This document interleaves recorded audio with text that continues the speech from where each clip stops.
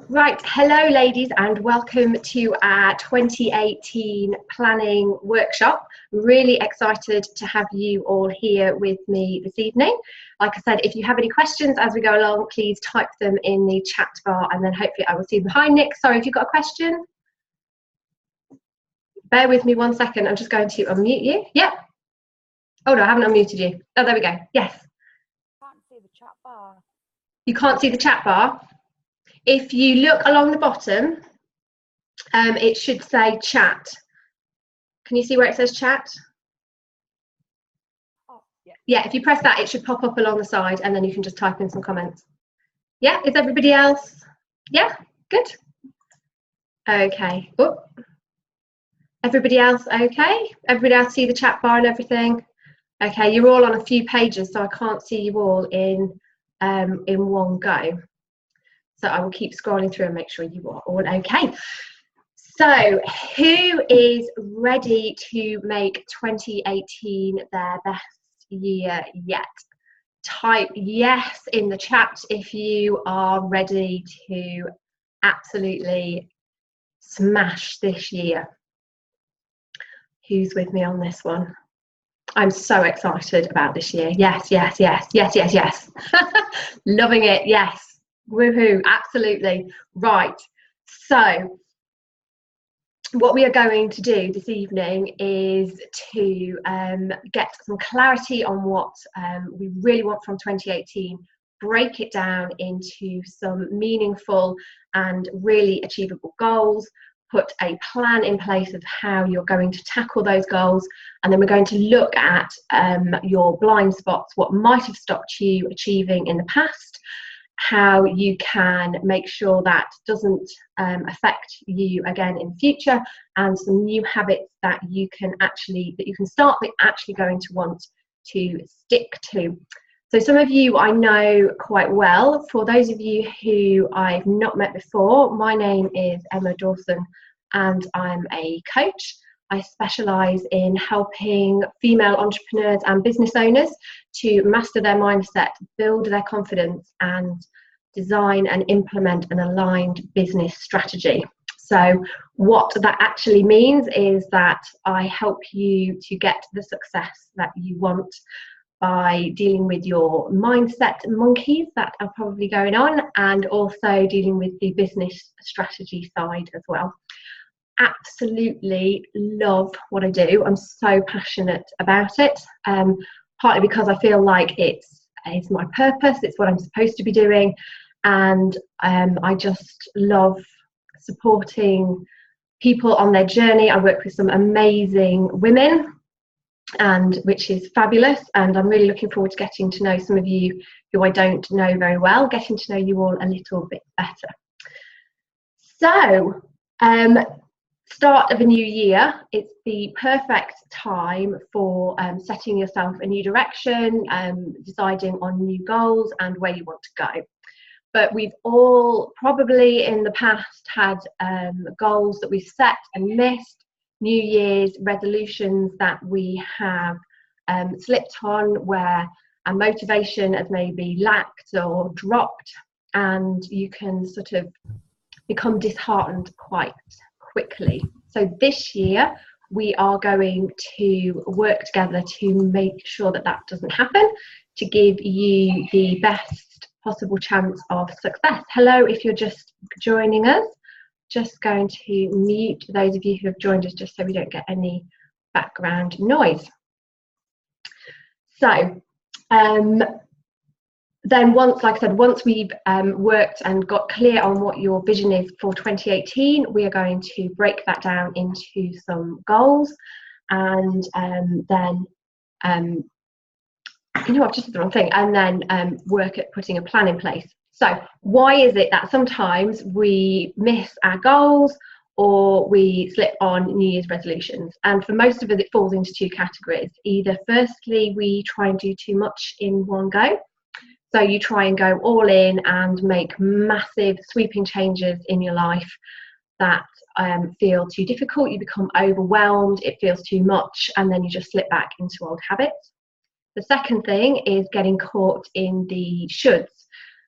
So maybe we've all thought at this time of year, I really should try and lose a bit of weight, or I really should get a bit fitter, or I really should, whatever else you might have added into the shoulds. If you're putting the word should in front of anything, it normally means that you don't really want to do it.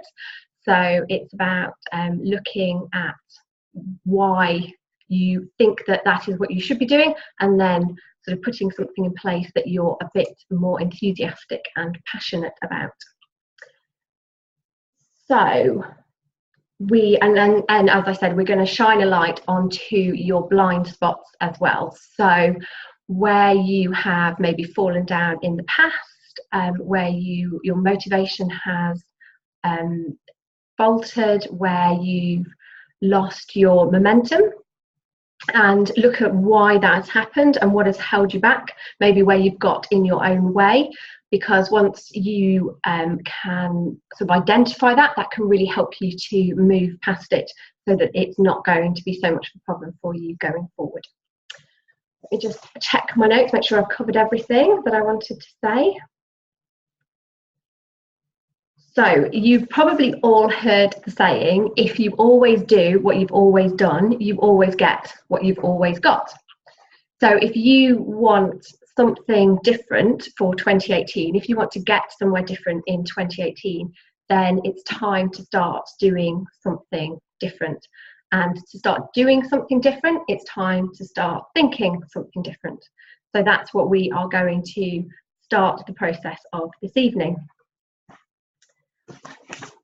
There's two things that I want you, I have to take my cardigan off, it's really warm in my little house. So two things that I want you to consider before we dive straight in. The first thing is, most of us overestimate what we can do in 2 to 3 weeks and underestimate what we can do in 2 to 3 months. So what this means in real terms is that you overstretch yourself in 2 to 3 weeks. So you get caught in a cycle of busyness, you feel overwhelmed, you feel like you're juggling too many balls, you're overstretched, and then you wonder how you're ever going to be able to take on more to achieve bigger goals. Become overwhelmed, and then you think, I can't do anymore, I've got no more capacity, and so you don't go after anything bigger, but you keep yourself stuck in this cycle of busyness. Is anybody kind of got any experience of that? Does anybody feel like that's something maybe they do? Just comment yes or no, either way. And the other thing that we can really get caught up in is thinking that you have to know your whole journey. Yeah, loads of you are saying yes. I know that used to be a real problem that I used to get caught up in. So we feel that we have to know the whole journey before we get started. So something like this is great to plan, but you don't have to have every detail worked out this evening.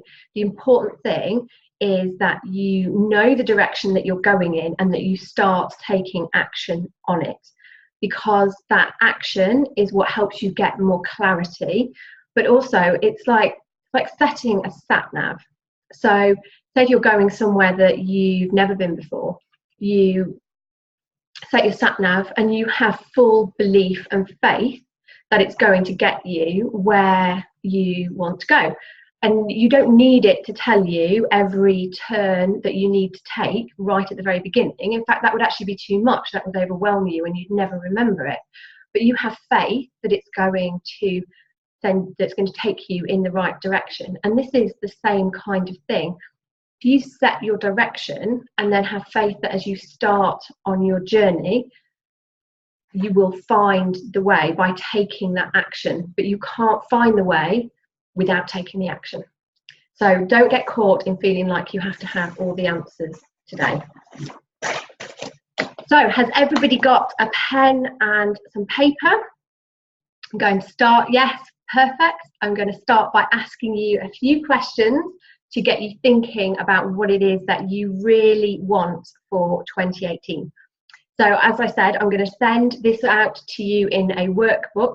So it might be that you have some thoughts now and then you go back to it tomorrow, maybe the day after, and new things will probably come to you, because that's often what happens. We work in layers. So you start by asking yourself the question, and then over a day or two, it kind of, I don't know, sort of like permeates in your head, and then more layers kind of come through for you. So the first question I would love to ask is, what would your ideal life look like? So within that, so what brings you joy and happiness? What are you most passionate about? And what would you like to have more of?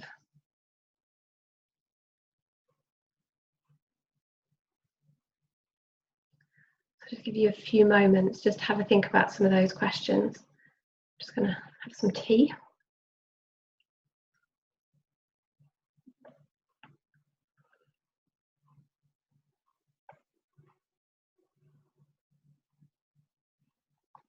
Okay, and then some other things to consider are what income would you like to earn for 2018? What was the third one? What do you want to have more of? So what would you like to have more of in your life? So that could be like to have more time with your family. Maybe you would like to be able to go on more adventures. Maybe you'd like to go on more holidays. Maybe you'd like more time for yourself.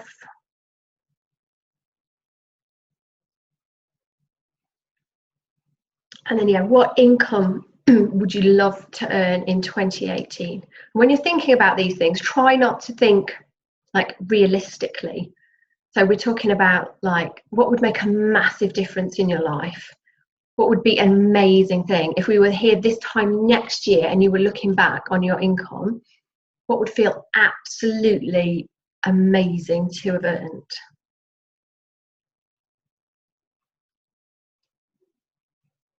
Yeah, like Alison said, like a vision board. Yeah, so these questions really brainstorm around what it is that you actually want, what it is that's important to you. And that's the next question. What is it that is most important to you? And this helps you get away from this I should. Because often when people talk about goal setting and visions, lots of people go into quite like materialistic things, which is fine. If you really want a new car this year, then that's, you know, that's an amazing goal to have. If you want to move house, if you want somewhere bigger. But often we want those things, but we want other things as well, like time, or we want to challenge ourselves. So it's about really tapping into what's actually important for you. What would your ideal life look like? So it's not just about the money that you can earn, but what that money will allow you to do. I mean, you put to have my dance business running and successfully run it, help family, and to inspire others. Ooh, inspire others through dance. That sounds very exciting. I can't dance. I would love to be able to. So yeah, and that's the thing. So what is it that you actually really, really, truly want? So part of, like, for myself, part of what I want is to inspire and empower women. You said I'll teach you. That would be amazing. I would absolutely love to learn to dance. I would love to learn to dance. Yeah, I want to inspire and empower women to go after their goals. I also want to only work part-time. So I only work part-time because I have 3 children, one of whom is I was about to say very young, but she's getting older very quickly. And I want to be at home to be with them. So that's part of what I want. So it's about balancing those 2 things. But I also want to achieve success for myself, for my own personal sense of self-worth and pride.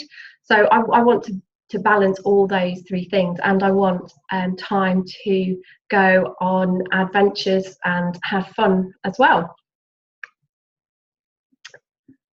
So yeah, so it's about really making sure that you've got that clarity on those things that you actually want.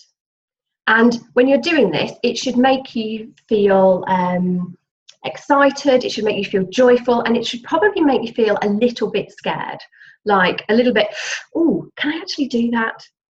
That's when you know you've got your vision in the right place, if there's that little bit of sort of excited fear around it as well.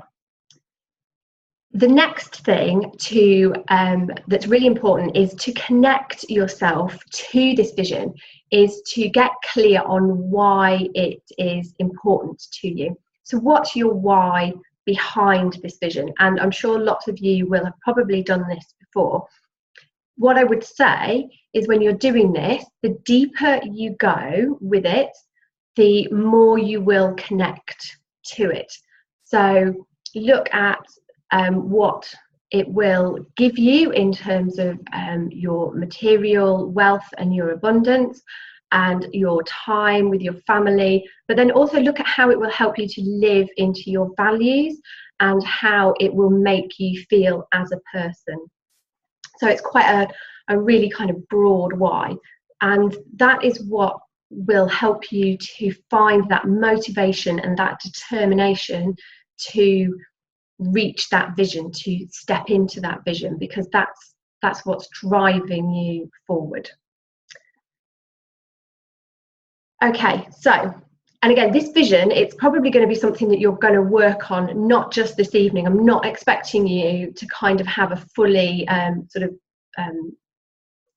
finished vision now, which is why I'm going to send you the workbook tomorrow, so you can continue to go through these questions and really get something that really makes you feel excited. The next thing to do is to start looking at goals and how you can chunk down your vision into goals. So I'm sure you've all heard of SMART goals, which are normally specific, measurable, attainable, realistic, and time sensitive. But I did hear somebody say the other day that for her the S is small rather than specific, or specific and small, because actually the smaller you set your goals, the more likely you are to achieve them. And the more you achieve your goals, you're sending that signal to your brain, to yourself, that you are a successful person because you keep hitting these goals. So I would say when it comes to goals, the smaller, the better. And a good way to do it is to use a goal ladder.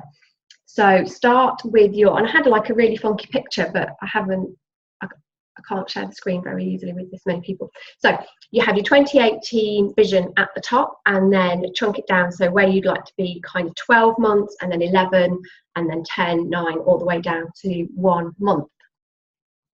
And so that way you can see how you're going to get from where you are now to where you want to be in 12 months time. And you don't have to do it in 12 months, you could do it by quarter, or you could do it in sort of, to start with, in kind of weekly and then in monthly. It really depends on what your goal is and how it's going to work best for you. So when you've got your goals, the next thing to do is to take the first goal that you have set yourself and really focus on that one in particular, because as I said earlier, don't feel you have to have a complete, like, full plan of how you're going to achieve the goal that you want to achieve in 11 months time. This is a kind of ongoing process. So once you achieve one goal, celebrate that goal, and then plan how you're going to move on to the next one, because you will have learned things along the way that you can apply to the next one, things that work, things that don't work, things that you hadn't maybe even thought about. So goals are great because they help to keep you focused, they help to keep you motivated, and also when you've got something in the forefront of your mind, it allows you to see opportunities and potential that you wouldn't have seen otherwise. So you've all probably been in a situation where maybe you're thinking about like buying a new car, and then all of a sudden all you see is that particular car like everywhere. And that's because your brain is kind of switched on to that. So that's what you need to do with your goal. You need to switch your brain on to how you can achieve that goal. And one way to do it is to write your goal down, put it places where you're going to see it, but write it every day as well. And write it in the present tense, as if it is the date that it has already happened. So for example, you would write, it is the 31st of January 2018 and I have, and then whatever it is. So if it's like an earning level, I have earned whatever it is you wanted to earn, or I have enrolled so many clients, or I have signed up so many team members. So you're writing it down as if it has already happened. And like I said, if you do that every day, it keeps it in the forefront of your mind, because writing something down is much more powerful than just reading it. Hold that grows.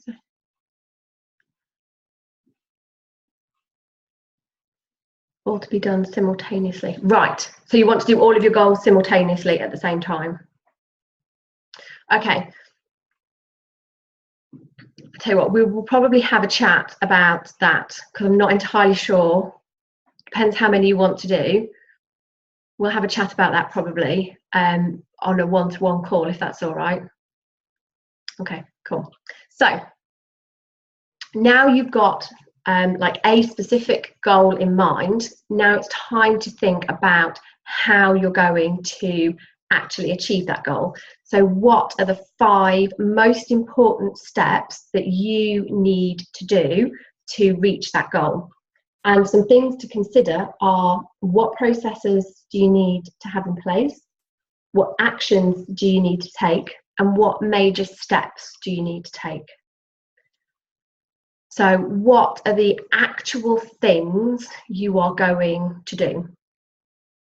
And like I said, 5, if you can think of 5, that would probably cover most of it. And then again, when you've got those 5, kind of, what's the word I'm looking for? Sort of take those apart, pick those apart, and what processes do you need within each of those 5 steps? I'm going to give you a minute to write those down.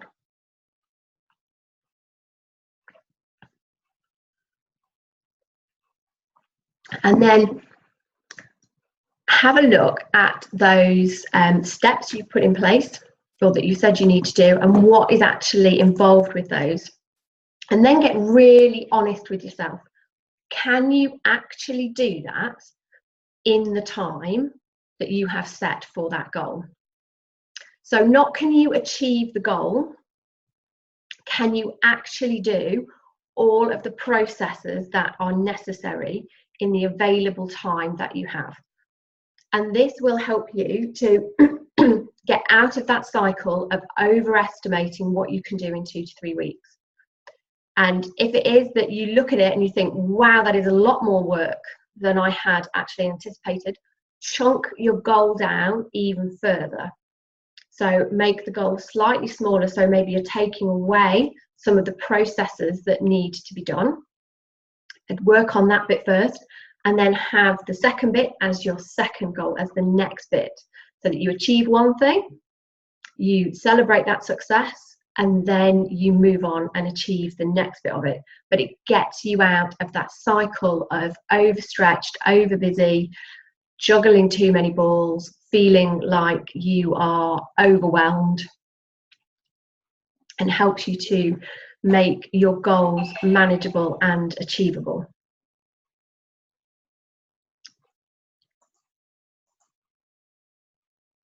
Hello, if you've just joined us.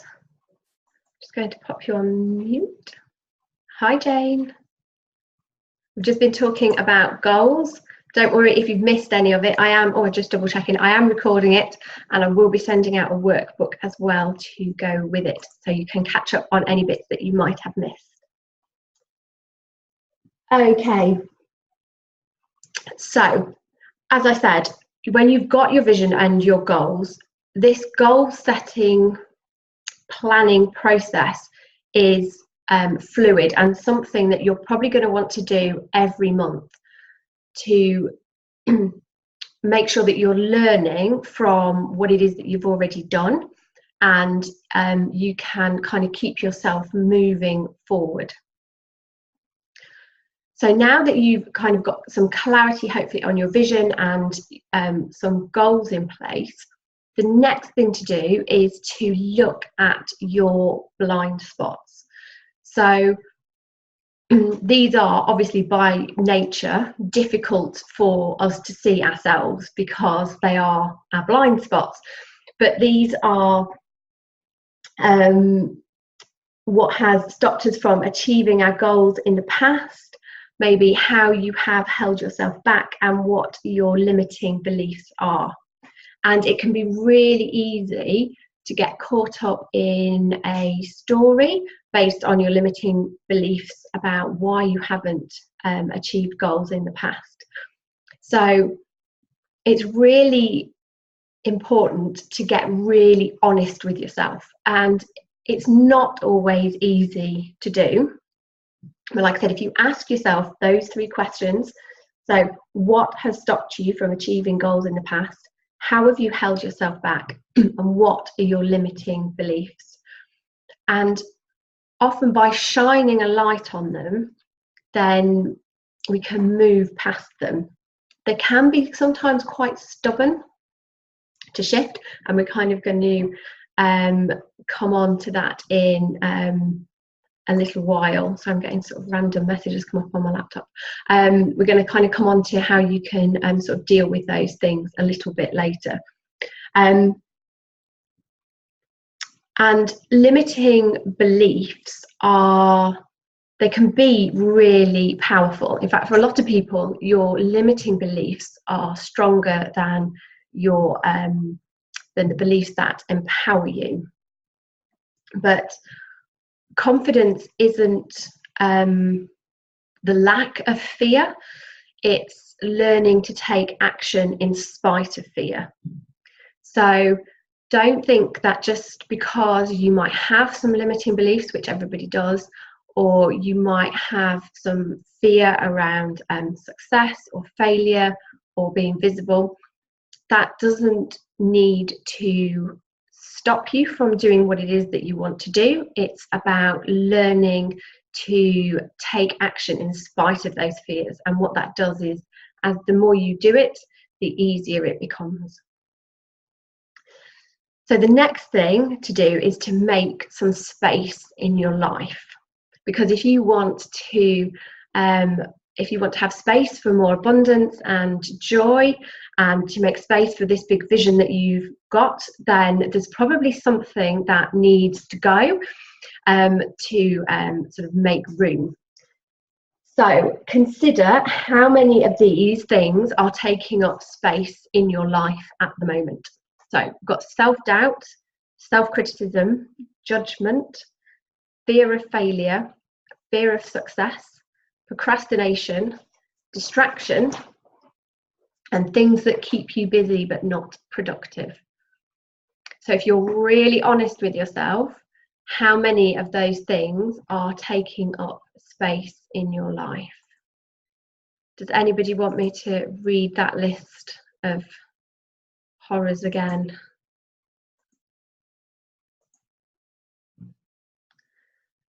Tick to most of those. Yes, please. Okay. Yeah.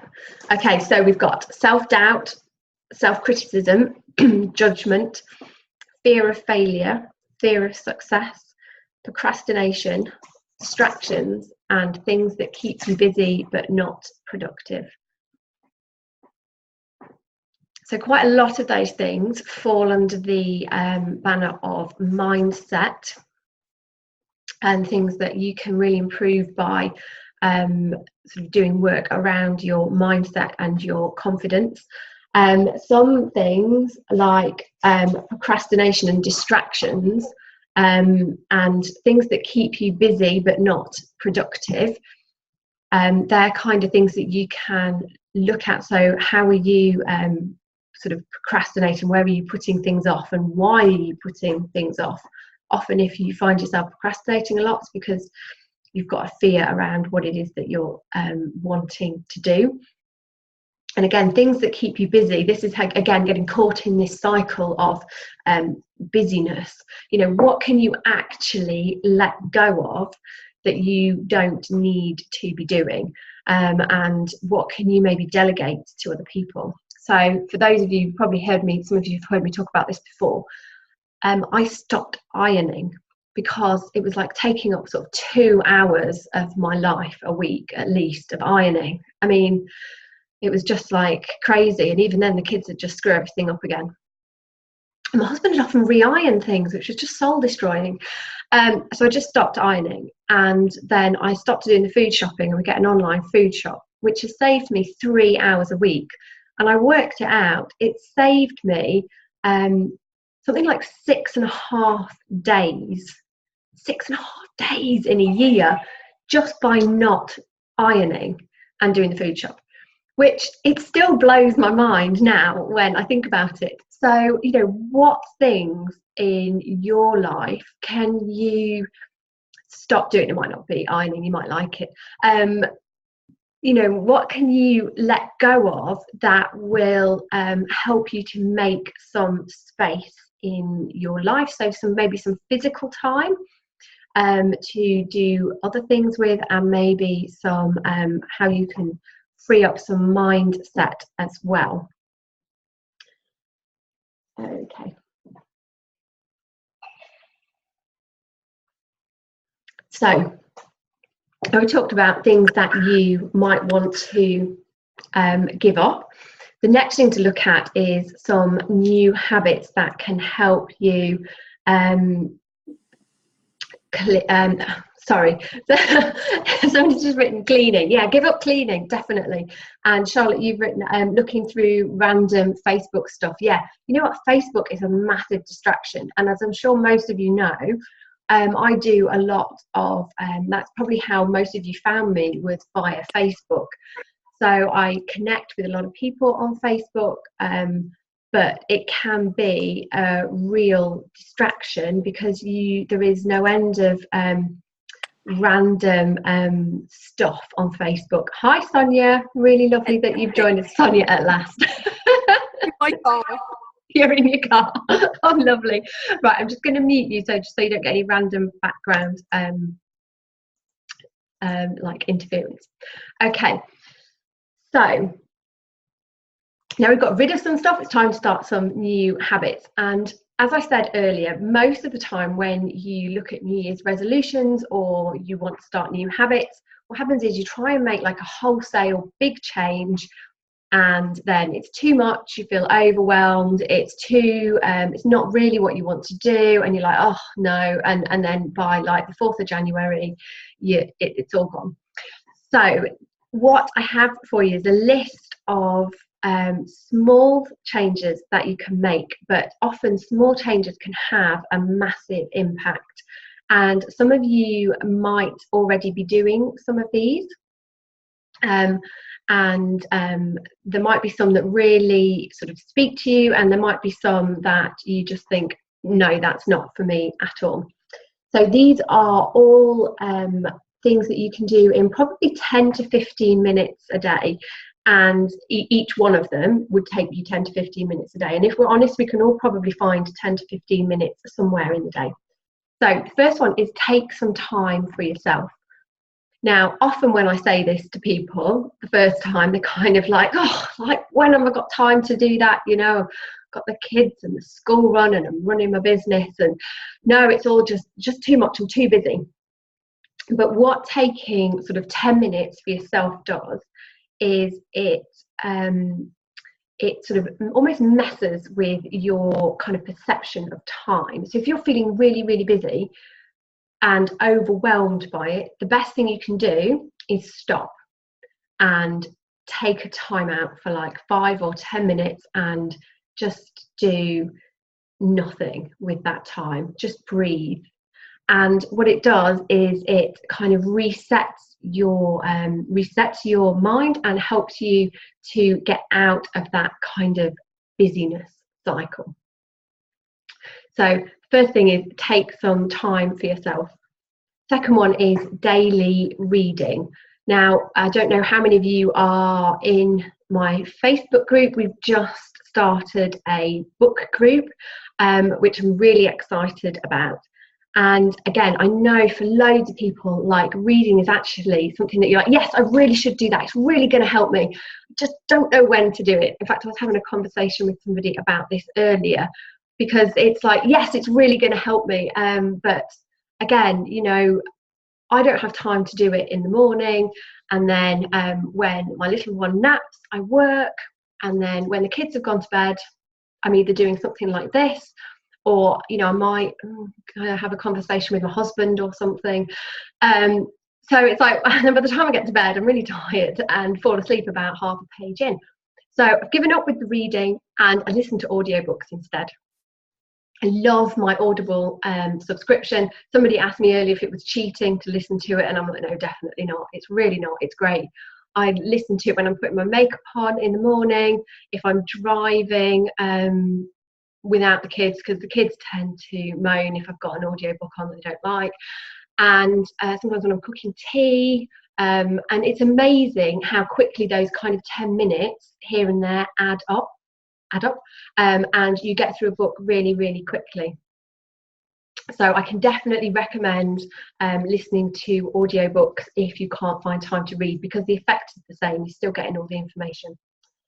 Meditation, love meditation. It's like a little sanctuary, 10 minutes of like just peace and quiet. And I know loads of people say, oh, I can't meditate, I can't quiet my mind. So if anybody wants to chat about meditation, then always up for that chat. And there are some really great apps as well. I don't know if anybody's tried Headspace, which is a guided meditation app, but that really, really helps, because it takes you through it, and it explains a lot about meditation and what it is and what it isn't. It's not about trying to quiet your mind or stop thoughts. It's just about learning to see things as thoughts, which really helps with so many other things as well. And again, visualization. I used to really struggle with visualization because Erica, you've just said Headspace puts me to sleep. I like it just for that reason. Yeah, you know what? They do have a go to sleep like meditation, and I have used that on a few occasions actually, particularly if I wake up in the middle of the night. It's really helpful to get back to sleep again. Yeah, I didn't used to be very good at visualization, because I think in words, not in pictures. But again, the more you can visualize, the easier it becomes, the more you practice it, and it really helps with getting to where you want to go. If you can spend 5 or 10 minutes visualizing yourself as being there. And it works because your brain doesn't know the difference between something that's happened and something that you're visualizing. So if you visualize yourself doing something, then your mind thinks you've already done it, and then it makes it easier for you to do it again, because you just think, oh, I'm just doing it again. Alison, you've just put, when I get a little stressed, I use a 2-minute relax on my Fitbit. Yes, it vibrates on your wrist to make you breathe in and out, brings you back to focus. Yes, that is such a good way to bring yourself back if you're feeling stressed and anxious. And it's like your breath can be an anchor for you in the moment. And one way to do it is to breathe in, and then focus on, and then as you breathe out, focus on that moment between the breath. So not on you breathing in or out, but on the bit in between each of the breaths. So Kerry, you've written, wanted to do a good course around mindfulness and help with small meditation focus routines. few minutes or up to 10 minutes. I found it really helpful with my mental health as well as business related activities. Yeah, you know what, I was first introduced to mindfulness 5.5 years ago now, which is really scary that it's been that long, when I was in a bit of a dark place after my first husband had left me with our 2 little baby daughters. And it just, I think it saved my life, basically, because it really helped me to get out of a very dark place. But again, it's one of those things that it needs practice, and that's when, you know, that's why I love meditation so much. But again, 10 minutes a day, it makes such a massive impact on your life. If you've never done it, if you're doubting what I'm saying, definitely give it a go for a month and commit to doing it every day for a month for 10 minutes, and you will feel the benefit of it by the end of the month. Okay, so journaling. Again, I love all of these. Love journaling. I do, this is the one thing that I do in the morning before I get up, before I do anything else. I spend 5 minutes probably journaling around any thoughts that I've got that have come up, anything that feels negative, any negative emotions, any worries I have, or any anxieties. I get them out of my head onto paper, and I look at them for what they really are, and just allow myself to free write around them. And then I always finish with some positive affirmations to help me to refocus on where it is I want to be. And then at the end of the day, I have a gratitude journal as well. So every day I write down all the things that it is that I am grateful for, and it makes such a big difference to your happiness and your sense of sort of worth and what you've achieved, to look at everything that you have. And it's surprising once you start writing how much you actually have to be grateful for. I also write down as well my biggest win of the day. And some days it's like a really big win, like just enrolled a new client. And some days it's like I got us all fed. And that is my win for the day, because that is just life as a mom when you're running a business, isn't it? Some days it's like, yes, I'm on it. And some days it's like, yes, you know, we've all survived the day. But I'll take that as well, because that's just as important. And as I said, positive affirmations, I think they're fab. Some people aren't really keen. Some people say you can't, what's the word I'm looking for? You can't just override negative beliefs with positive affirmations. And I do believe that. I think if you've got some really negative beliefs, it's worth having a dig deep to see what that's all about and try and break free of them. But I do think that positive affirmations can really help to sort of get your mind into a good place and help you to focus on what it is that you actually want as well.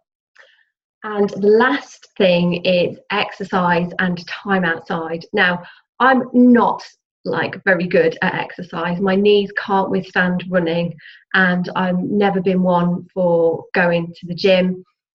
And I love swimming, but it's just such a faff. So like my exercise is I'm committed to walk the girls to school once a day at least, which is about just over a mile round trip. And I found as well, if I leave kind of like 1 or 2 minutes later than I really should, we really have to walk quickly, so it really gets the heart rate going. So again, it's about finding ways to do things, finding ways to get these things into your life in a way that is going to work for you.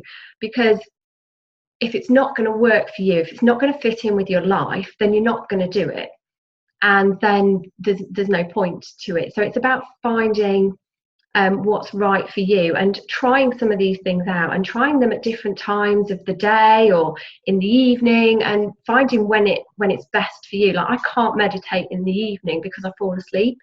And I can't meditate in the morning because you can guarantee that somebody's going to come in and ask me to go and like make them some cereal, or can they have a drink, or so and so's in the bathroom and they really need a wee.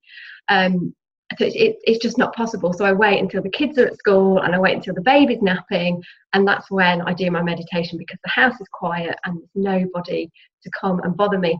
So it's about finding a way to get it into your life in a way that's going to work for you, so that it does work for you. Okay, and the last thing we are going to look at in this planning workshop is, what new skills and support do you need? So what is going to make the difference for you to be able to take the steps that you want to take to achieve your goals? So what skills do you need to learn? What help do you need to be able to move past any blind spots that you have? What will empower you to let go of beliefs that no longer serve you? What support do you want in place so you can take action in spite of your fears? And what accountability will help you to stick to your new habits? So it's really about thinking about what it is that you actually need that you don't have right now. What is it that's going to really make the difference? Do you need to do some additional training? Do you need some support from somebody? Do you need somebody who can help to keep you accountable? Do you need a mentor? What is it that you actually need that is going to help you to take those steps to actually achieve your goals? Okay, so that is everything that I wanted to cover with you this evening. Does anybody have any questions? Kerry, you've joined Red January to get you doing at least some sort of activity every day, even if it's 10 minutes or 1 mile. Good way to start the year in a positive way. Yeah, absolutely. And I really think exercise, and I'm not very good at it, and being outside can make a really big difference if you're feeling really overwhelmed. I think there's nothing quite like some fresh air to blow the cobwebs away and release some endorphins, help you feel better.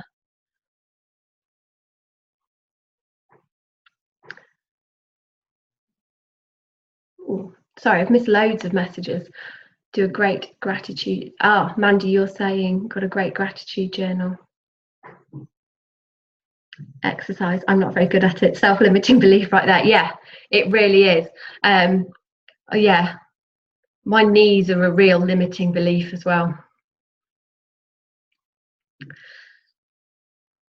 Yeah, there's probably some work I need to do, really, isn't there, to convince myself that I really like exercise. But it does go to show, even if you're not overly keen on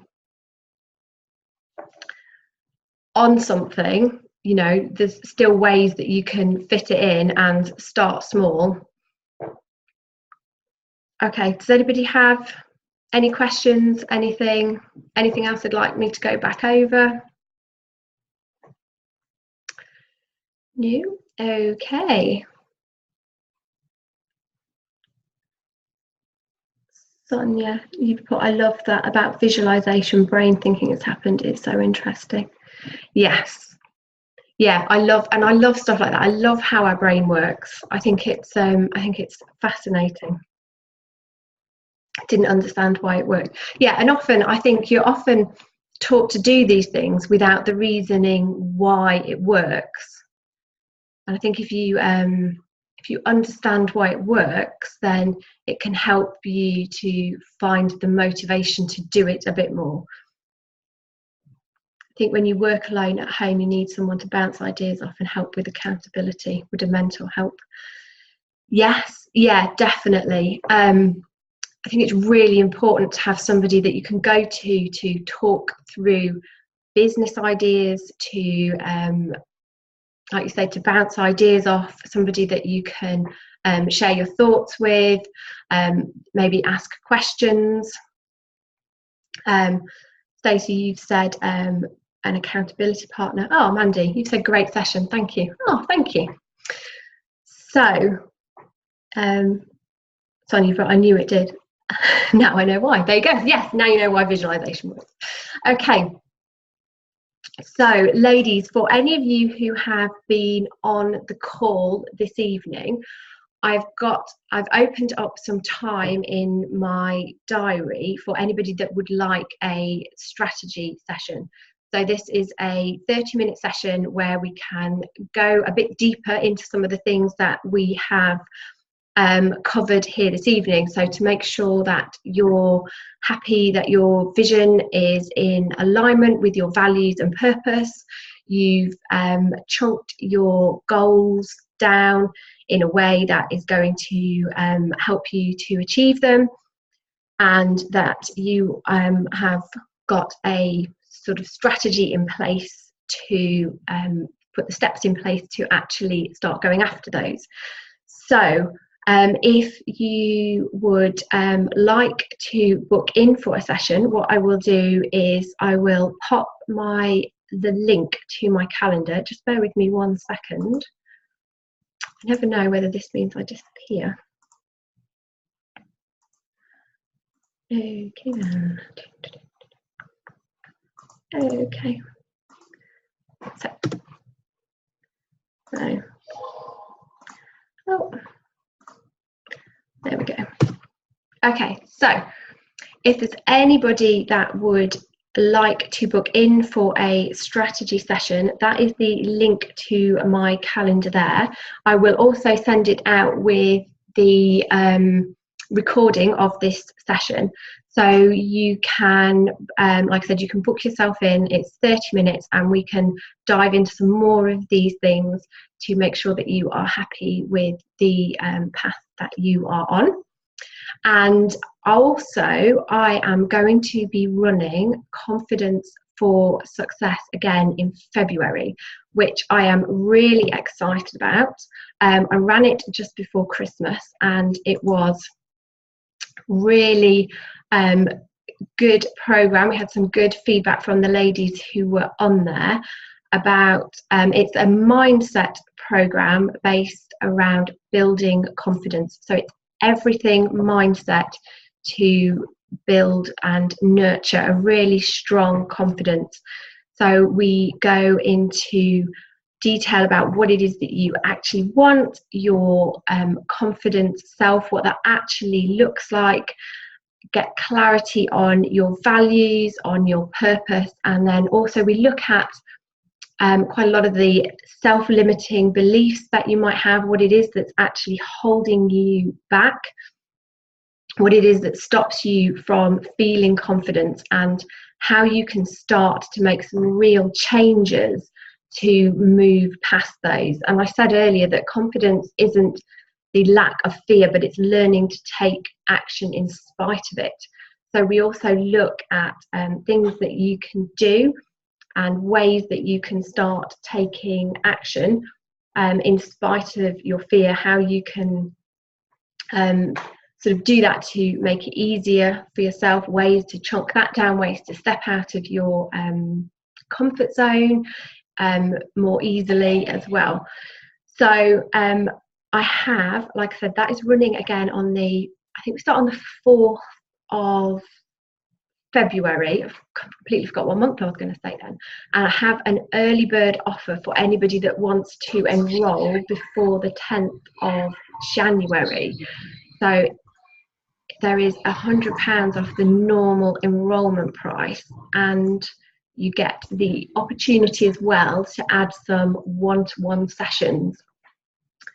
So what I will do is I will pop the link for that. So there is a page, a sign-up page, where you can go and have a look with some more information about it. If you have got any questions, or you think you're wondering if this is the right program for you, then I would say let me know, and what we'll do is we'll hop on a one-to-one call, and we can talk through it. You can ask me some questions about the program. We can go through it in a bit more detail, and yeah, you can decide if it's right for you. So does anybody have any other questions? Anything you'd like to ask? No? Okay, lovely. Right. Let me just end the recording.